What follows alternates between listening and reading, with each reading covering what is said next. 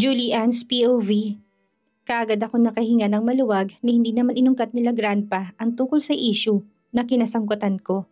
Siguro dahil sa presensya nila Lola Cecilia at Lolo Jo Marie. So kamusta ka na? Ikaw ha, hindi ka pala umuwi kagabi nung nag-shopping tayo. Yan tuloy, nagka-issue ka na kaagad. Nakangiting wika ni Carmina sa akin. Nandito kami sa garden kung saan nakaupo kami sa mahabang mesa na puno ng pagkain. Kanina pa kami nanginginain dito habang nagkukwentuhan. Si Vanessa naman nasa kwarto pa daw at inaasikasong mga anak samantalang iba pa naming mga pinsan ay nasa gilid ng pool at abala sa pag-uusap. Ganito palagi ang senaryo kapag family day. Kanya-kanya kaming umpukan. Nakahiwalay ang mga magulang at magpipinsan. Iba't iba ring mga pagkain na nakalatag sa mesa at talagang sinisigurado nila Grandma Frida at Grandpa Malik na naihahain ang lahat ng paboritong pagkain ng mga anak. Pati na rin ng mga apo. Nagaya pa kasi si January. Yan tuloy, nakuhaan kami ng larawan ng taong walang magawa sa buhay. Hindi ko mapigilang himuto kay Carmina. Kaagad ko namang narinig ang malakas nitong pagtawa. Ayaw mo pa ba nun? Iisipin ang lahat na nakikilala ka sa'yo na nakamove on ka sa hiwalayan yung dalawa ni Demetrio. Nagawa mo nang makipag-date sa ibang lalaki. Bakas ang panunodyo sa boses nito habang sinasabi ang katagang yon. Hindi ko namang maiwasan ang pasimangot. Sana ganun lang kadali ang lahat. Pero hindi eh. Ayaw ko din namang magbigay ng false information. At isa pa sikat si January. Ayaw ko makaladkad ang pangalan ko sa kontrobersya. Hindi bali na lang, hindi ko rin naman type si January eh. Para kasing ang lambot niya at ang kinis. Hindi siya lalaking tingnan. Hindi katulad ni Demetrio. Wala sa sarili kong sagot. Lalong lumakas ang pagtawa ni Carmina na siyang nakakuha ng atensyon ng iba pa naming mga pinsan. Kaagad ko tong sinensyasan, naitikom niyang kanyang bibig. Sorry, hindi ko lang maiwasang matawa. Talaga naman, sa kabila ng mga pinagagawa ni Demetrio ngayon, nagawa mo pa talaga siyang isingit sa usapan natin. Love mo pa rin talaga siya. Sa bagay, mahirap talaga makamove on, lalo na't mahal mo yung tao. Nakangiti nitong sagot, hindi naman ako nakaimik. Pogi ang mga napili nating asawa, hindi talaga makakaligtas sa mga makakating babae. Naranasan ko din kung ano man ang nararanasan mo. Kung ano man ang nararanasan mo ngayon. Kaya lang strong ako at mabilis lang naming nalagpasan ni Peter lahat ng yun. Muling wika nito. Hindi ko naman maiwasang mapatitig dito. Nabalitaan ko kung anong nangyari sa kanila ni Peter noon. Isa nga yun sa ginamit kong motivation na kahit na anong pagsubok ay malalagpasan ko, basta magiging matapang lang ako. At lalong walang pagsubok na hindi kayang lagpasan sa tulong ng mga mahal sa buhay. Bilib din ako kay Carmina. Kinaya niya lahat ang mga pagsubok na yon. At kita ko matinding kaligayahan sa kanyang mga mata ngayon. Hindi kagaya ko na hanggang ngayon, feeling ko kulang ng buhay ko. Hindi ko na kayang ngumiti ng tagos sa puso. Kailan kaya ako magiging masaya? Habang buhay na lang ba akong mag-iisa? Hay, ang lungkot siguro noon, lalo na kung lumaki na sa baby Russell at mag-aasawa na din. Tsak na mag-isa akong mamumuhay hanggang sa mamatay ako. Iisipin ko pa lang ang ganitong bagay para na akong hindi makahinga. Naninikip ang puso ko dahil hindi ko siguro kayang mag-isa hanggang sa tumanda ako. Bakit ayaw mong bigyan ng chance si Demetrio magpaliwanag? Siguro naman may dahilan siya kung bakit siya nang bababae, di ba? Sa nakikita ko para naman siyang nagsisisi na eh. Panay nga ang buntot sa'yo nung nasa mall tayo. At saka ikaw ang kinampihan niya nung nagkumprontahan kayo ni Karil. Maya-may wika ni Carmina. Blankong tingin na ipinukul ko sa kanya. Hanggang ngayon, nagtatalo pa rin ang puso't isipan ko. Kung kaya ko bang patawarin si Demetrio? Kung kaya ko bang pakinggan ang mga paliwanag niya? Ay, ang hirap ng ganito. Hindi ko talaga alam ang gagawin ko. Masakit isipin na mas mahal niyang Karil na yun kumpara sa akin. Narinig ko mismo sa bibig niya ang katagang yun nung magsasama pa kami. Nakakatrauma at natatakot akong baka muli ko marinig sa bibig niya. Kung sakaling bigyan ko man siya ng chance na mag-usap kami. Baka mamayang anak lang namin ang habol niya at hindi ako. Mas nakakatakot yun. Si Baby Russell na nga lang isa sa mga lakas ko para magpatuloy sa buhay eh. Si Baby Russell ang lahat sa akin at hindi talaga ako papayag na malapitan siya ni Demetrio. Baka mahawaan ang anak ko sa ugali ni Demetrio na manloloko. Oh my God! Nakikita mo bang nakikita ko? Hindi ba't si Demetrio yan? Anong ginagawa niya dito? Sino yung kasama niya? Narinig kong sambit ni Carmina na muling nagpapukaw ng aking atensyon. Wala sa sarili na patingin ako sa mga bisitang kararating lang at kagad na nagsalubong ang kilay ko. Nang mapansin si Demetrio, hindi ko maiwasang maikuyom ang aking kamao. Ang kapal ng mukha ni Demetrio na ito na magpakita dito sa mansyon. Akmang lalapitan ko na sana to para kumprontahin ang papansin kong biglang pagsalubong ni Grandpa Malik at Lolo Jomari sa kanila. Malapat ang pagkakangiti sa kanila ng labi at mabilis na hinawakan ng matandang lalaking kasama ni Demetrio. Pare, Randy, ikaw na ba yan? Abat akala ko matagal ka nang hindi nag-exist dito sa mundo. Kamusta ka na? Narinig kong bigkas ni Grandpa. Baka sa boses nito ang galak. Paring Malik, paring Jomari, abat parang hindi lang kayo tumatanda ha? Iba na talaga kapag successful ang marriage. Hindi usong pagtanda. Sagot naman ng bagong dating. Hindi ko maiwasang mapatingin kay Demetrio na noon ay nakatitig na rin sa gawi ko.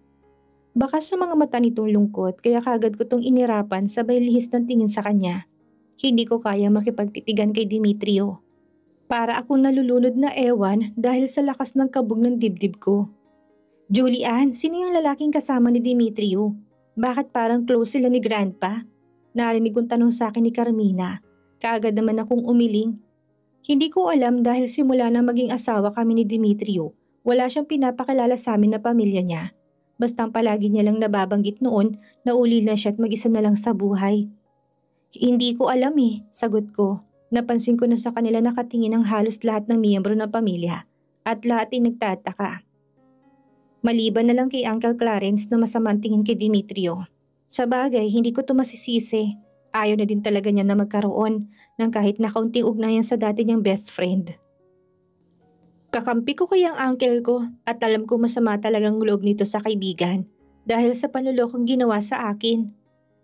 Kumbaga, nagkasaulian na sila ng kandila simula nung niloko ako ni Demetrio. Anak mo si Demetrio? Abat kailan pa? I mean, bakit hindi namin alam? Narinig kong tanong ni Grandpa na nagpagulat sa akin. May ama si Demetrio? Pero bakit nilihim niya yun sa amin? Wala sa sarili na palapit tuloy ako kay Uncle para tanungin ito. Para kasi bigla akong kinain ng curiosity. Simula pa lang hindi na pala naging proud sa akin si Demetrio. Dahil never niya akong pinakilala sa kanyang pamilya. Nagsinungaling siya sa akin nang sabihin niya na uli na siyang lubos. Hindi nakaligtas sa pandinig ko ang kaagad na pagyayaya ni Grandpa Malik sa mga bagong bisita. Papasok sa loob ng mansyon. Tulala ko naman silang nasundan ng tingin hanggang sa nawala sila sa paningin ko. Uncle, tatay ni Dimitri yung matanda? Kaagad na tanong ko kay Uncle habang nakatitig pa rin sa pintuan ng mansyon. Feeling ko lalo na dagdagan ng sakit ng kalooban ko. Simula pala ng pagsasama namin, inilihim na sa akin ng maluloko na yon ang tungkol sa pamilya niya. Hindi ko rin alam na siyang ama ni Demetrio. Ngayon ko lang din nakita ang ama niya. Ang alam ko'y hiwalay ang mga magulang niya at pareho daw walang time sa kanya. Hanggang sa lumaki siya at nakapagpatayo ng sariling negosyo. Sagot naman ni Uncle Clarence. Hindi naman ako makapaniwala. Grabe namang lihim yun. Inabot ng 2 dekada. Pero bakit? Dahil ba hiwalay ang mga magulang niya? At dahil sa galit siya, kaya pinili na lang ni Demetrio yung mamuhay na mag-isa? Hayos ang gulo. And small coincidence. Kakilala pala ni Grandpa ang ama niya. Kitang-kita ko naman kasi ang galak sa mga mata ni Grandpa Malik habang nakikipagkamustahan sa bagong dating kanina. Wala sa sariling naglakad ako pabalik kay Carmina. Bumalik ako ng upo sa pwesto ko at tulalang napatitig sa mga pagkain na nasa harapan ko. Mukhang marami pa akong hindi alam sa tunay na pagkatao sa lalaking pinakasalan ko. Lumipas ang ilang oras. Hindi ko na mabilang kung ilang beses na ako napasulyap-sulyap sa main door ng mansyon. Hinihintay kong paglabas ni Demetrio at ang ama nito pero wala talaga. Sana kaya nakarating ang pag-uusap nila? Julian, pinapatawag ka ng grandpa mo. Narinig kong wika ni Mommy Juliana. Kagagaling niya lang sa loob dahil sinilip niya si Baby Morgan at Baby Russell sa nursery room ng mansyon kung gising na ba. Bakit daw po? Nasa loob pa po si Demetrio, hindi ba? Hindi ko maiwasang tanong. Lalo ako nakaramdam ng kaba. I don't know, binanggit lang sa akin ni grandma mo. Nasa library daw sila ngayon kasamang ama mo. Puntahan mo na lang. Sagot ni Mommy. Wala sa sariling tumayo ako't sa mahinang hakbang, kaagad ako naglakad patungo sa library. Samot-saring katanungan ang tumatakbo sa isipan ko habang naglalakad. Ano ba ang kailangan nila at bakit kailangan pang presensya ko? Heist naman, nakakainis. Kaka-recover ko pa nga lang sa stress tapos heto na naman. Kailan kaya matatapos tong mga pinagdadaanan ko? Kailan kaya ako magkakaroon ng peace of mind? Pagkatapat ko sa pintuan ng library, kumatok lang ako ng 3 beses bago ko pinihit ang saradura. Kaagad na tumambad sa mga mata ko ang seryosong mukha ni Grandma at Grandpa pati na rin si Daddy na direktang nakatingin sa akin. Nang sumulyap ako sa kabilang bahagi, kaagad ko napansin ang presensya ni Demetrio at ang ama niya. Hello po Grandpa, pinatawag niya raw po ako. Kinakabahan kong tanong, maupo ka na muna Julian, may importante lang akong itatanong sa'yo. Sagot naman ni Grandpa. Kaagad naman ako naglakad patungo sa tabi ni Daddy at naupo. Pigil kong sarili kong muling mapasulyap kay Demetrio. Ano pong itatanong niyo Grandpa? Kinakabahan kong tanong. Sa tanang buhay ko, ngayon ko lang ito nakitang ganito kaseryoso. Baka pagalitan na ako nito sa mismong harap ni Demetrio dahil sa controversial na nangyari sa akin itong mga nakaraang araw. Ano nga ba ulit ang dahilan kung bakit mo nilayasan noon si Demetrio? Si Daddy na nagsalita. Kaagad naman ako napaangat ng tingin dahil sa pagkagulat. Hindi ko maiwasang mapatingin kay Demetrio na noon titig na titig pa rin sa akin. Kaagad ko naman tong sinimangutan. Julian, huwag kang mahiya since nandito na rin ang ama ni Demetrio. Willing siyang pakinggan ang side mo para naman makastigo niyang anak niya. Sige na, sabihin mo na sa amin ang dahilan mo. Don't worry, ano man ang sasabihin mo ngayon, maintindihan namin. Mahinaw namang sabat ni Grandma Frida. Ano po kasi nang babae po siya, sagot ko. Ilang saglit na katahimikan ang namayani sa paligid bago binasag yun ni Grandpa. May dahilan ng apo ko pare, kaya hiniwalayan niya ang anak mo. Kung ano man ang magiging desisyon niya, hindi namin panghihimusukan yon. Lalo na't binibigyan namin sila ng kalayaang magdesisyon ng mga bagay-bagay na makakapagpaligaya sa kanila. Wika ni Grandpa. Kahit papaano, kaagad ako nakaramdam ng kapanatagan, ng kalooban dahil sa sinabi ni Grandpa. Wala nang pala akong dapat na ikatakot dahil tungkol sa hiwalayan namin ni Dimitri yung pag-uusapan namin ngayon. Pero pinagsisisihan na ng anak ko mga nangyari. Katunayan nga, hiniwalayan niya na yung babaeng yun dahil niloko lang siya din. Sagot ng ama ni Demetrio na kagad na nagpakuha ng atensyon ko. Naguguluhan ako na patitig sa ama ni Demetrio nang marinig kong sinabi niya ngayon lang. Paano niya nasabing nilolokong anak niya ni Karil? May mga bagay ba na dapat kong malaman? Kung tutuusin ang Karil na yun ang isa sa mga dahilan kung bakit nararanasan kong ganitong kalbaryo sa buhay ko. Hindi pa ako nakakaganti sa babaeng yun. Pero sana soon. Aware ako sa mga kasalanang nagawa ng anak ko sa apo niyo pare. Pero maniwala man kayo o hindi, nakita ko sa anak ko matinding pagsisisik na ngako na siya sa akin. Na magbabago na siya. Lalo na ngayon tuluyan niya ng hiniwalayan ng babaeng yun. Muling wika ng ama ni Demetrio. Hindi ko naman maiwasan na magulat na patitig pa ako kay Demetrio at kagad ko ring iniwas ang tingin ko sa kanya na mapansin ko nakatitig din pala sa akin. Ang nangungusap niyang mga mata. Hindi ganong kadali sa amin ang patawarin ng anak niyo. Pasensya na po kayo pero kung ako lang ang masusunod, hindi ko nahayaan pa na muling bumalik sa anak mo si Julian. Masyadong sinaktan ni Demetrio ang anak namin at ayaw namin maulit pa yon.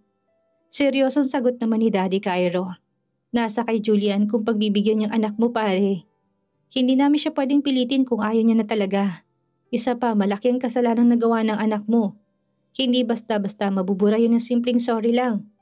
Kahit sino sa amin galit dyan sa anak mo dahil sa ginawa niya. Sagot naman ni Grandpa. Sorry po Grandpa, Daddy Cairo, pangako po. Babawi ako sa lahat ng mga pagkakamaling nagawa ko. Basta po bigyan niyo lang po ako ng chance na makausap muna si Julian ng masinsinan. Sagot naman ni Demetrio.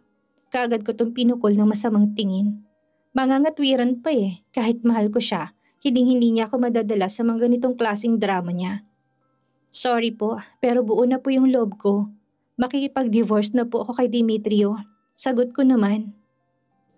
Sabay-sabay pa silang napatingin sa akin dahil siguro sa gulat. Hindi nila marahil inaasahan ang sasabihin ko. Since nasabi ko na, paninindigan ko na lang talaga. Wala nang bawian at saksi silang lahat na nandito sa library kung ano ba talagang hatol ko sa nasirang relasyon namin ni Demetrio. Julian, no, hindi ako papayag sa gusto mo. Walang divorce na mangyayari. May anak tayo at sana isipin mong kapakanan niya. Sagot naman ni Demetrio. Kagad ko naman tong pinagtaasan ng kilay. Talaga lang, Demetrio, ha? Iniisip mo talagang anak natin? Bakit nung nagloko ka at ilang gabi mo rin kami hindi inuwian? Naisip mo ba na may asawa at anak na naghihintay sa'yo? Na walang pangalawang anak natin dahil sa kagaguhan mo. Pagkatapos ngayon, tututol ka sa gusto kong mangyari? Ganyan na ba talaga kakapalang mukha mo? Galit kong sagot sa kanya. Sa biglang pagusbong ng galit sa puso ko, saglit ko nakalimutan na nasa harapan ko pala sila grandma at grandpa.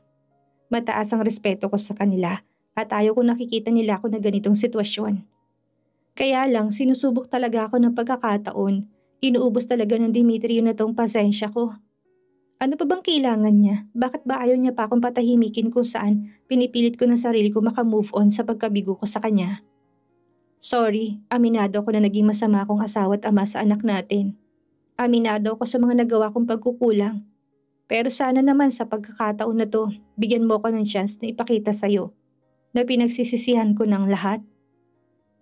Handa akong gawin ng lahat basta mapatawad mo lang ako, Julian. Sagot naman ni Demetrio. Baka sa boses itong lungkot kaya kagad ako napaismid. Kung talagang pinagsisisihan mo lahat ng mga pagkakamali mo, palayain mo na ako. Ayaw ko na, Demetrio. Masyado na masakit ang mga nangyari sa atin. Mas gugustuhin ko pang mabuhay mag-isa. Kaysa makasama ka na alam kong hindi naman ako nagmamay-ari ng puso mo. Sagot ko naman kasabay sa pagpatak ng luha sa aking mga mata. Leche talaga. Ayaw ko na nga sanang umiyak pero heto na naman. Muli na namang nananariwa sa isipan ko mga bagay na gusto ko nang kalimutan. Hindi talaga magandang idea na palagi ko nakikita si Demetrio. Walang magandang maidulot sa akin na presensya niya. No, nagkakamali ka, Julian. Mahal kita, mahal na mahal. Alam kong ako na sigurong pinakatangang lalaki sa mundo dahil masyado akong nabulag sa presensya ni Karil. Pero maniwala ka man sa akin o hindi, pinagsisisihan ko lahat ng yun at handa akong gawin ng lahat. Mapatawad mo lang ako. Sagot naman ni Demetrio, ramdam ko sa boses niyang katapatan at nantitigan ko to. Kita ko na nag-uumpisa na rin mamulang kanyang mga mata. Palatandaan na nagpipigil na to sa pag-iyak. Para naman tinusok ng libo-libong karayom ang puso ko. Bakit parang gusto ko nang bumigay sa nakikitang paghihirap ngayon ni Demetrio? Kung talagang mahal niya talaga ako, bakit late niya nang malaman? Bakit hinayaan niya akong saktan na makailang ulit hanggang sa ako na mismo sumuko? No, hindi mo ako mahal. Hindi yan ang nararamdaman sa'yo ni Demetrio. Malungkot kong sagot. Kagad namang napatayo si Demetrio takmang lalapit sa akin na kaagad ko tung hawakan ng kanyang ama sa kamay.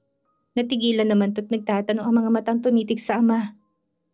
Umiling ang ama kaya walang choice si Demetrio, kung hindi ang muling bumalik sa pagkakaupo.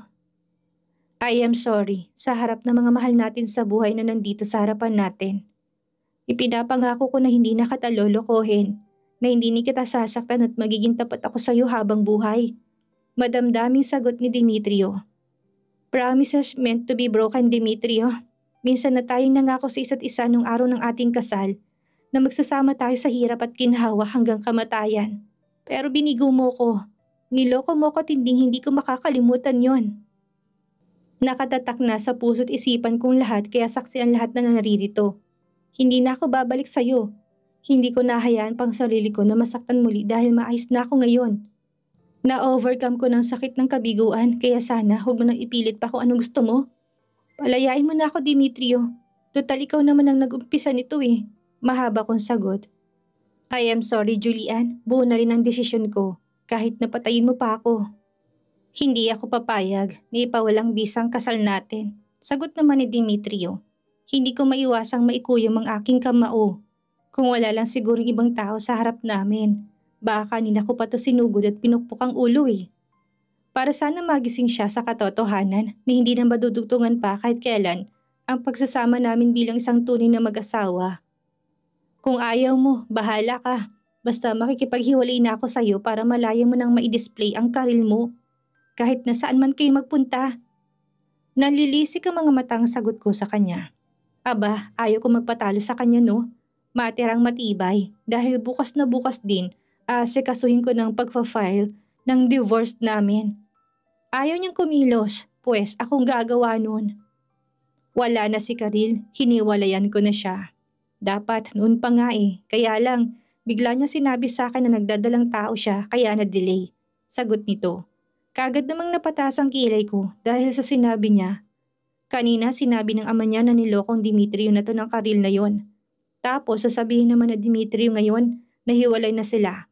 Something fishy. Nagkunwaring buntis ang babaeng yun para mahawakan niya sa leeg ang anak ko kaya bilang ama ako na mismong personal na lumalapit sa inyo para makiusap na bigyan niyo ng chance ang anak kong makipagpaliwanag. Paring Malik, bilang ama ni Demetrio, hiyang-hiya ko sa ginawa niya sa apo niyo. Kaya nga nandito ako ngayon sa harapan niyo't nakikiusap na sana isang chance lang. Hayaan niyo makausap ng anak kong apo niyo. Mahabang wika naman ng ama ni Demetrio. Hindi ko naman maiwasan na magulat sa sinabi niya. Nagkunwaring buntis si Karil? Paano niya nagawa yun? Nagkunwari siyang buntis? Paano? Wala sa sarili kong tanong. Pakiramdam ko bigla ako nawala ng lakas dahil sa mga narinig. Paano napaikot ng Karil na yun si Demetrio? Paano? Imposibleng hindi niya malang nahalata na fake ang pagbubuntis niya. Hindi mo ba sinasamahan ng babaeng yun na magpa-check up? Never mo din bang nakita ang tiyan niya sa loob ng ilang buwan? Sabat naman ni Grandma.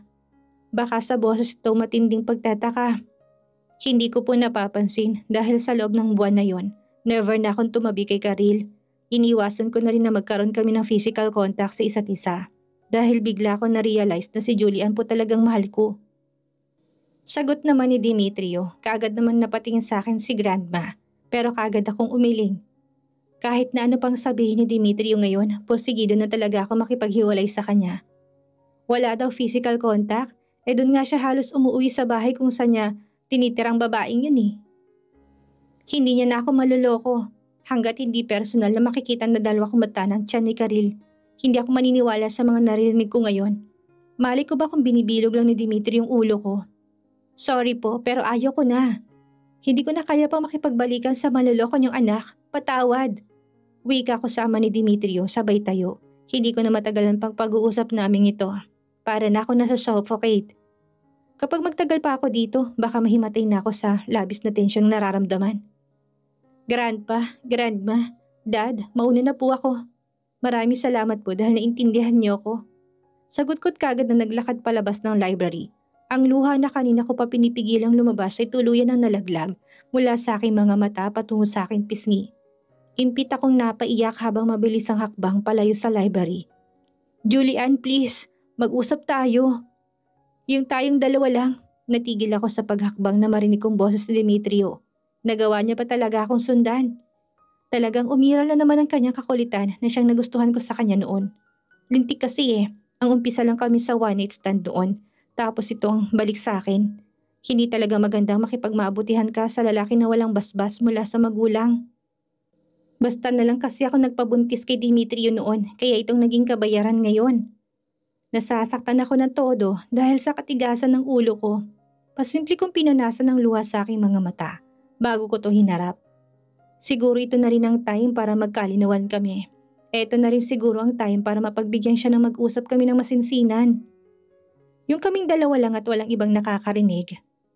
Ano pa bang gusto mo sabihin, Demetrio? Hindi ka pa papagod sa larong ito? Kailan ka ba titigil? Galit kong sigaw sa kanya. Hindi naman nakaligtas sa mga mata kong lungkot na nakalarawan sa kanyang muka. Nagulat pa ako dahil halos inisang hakbang niya lang ang pagitan namin. At nang makalapit sa akin, kaagad itong lumuhod sa harap ko. Para naman akong naistatwa sa kinatatayuan ko dahil sa gulat. Hanggang kailan kaya magagawang tikisin ni Julian ang tunay niyang nararamdaman kay Demetrio? Magawa na kayang makuha ni Demetrio ang loob ng asawa at maibalik ang dating sigla ng kanilang pagsasama? Yan ang ating aalamin sa susunod nating kabanata.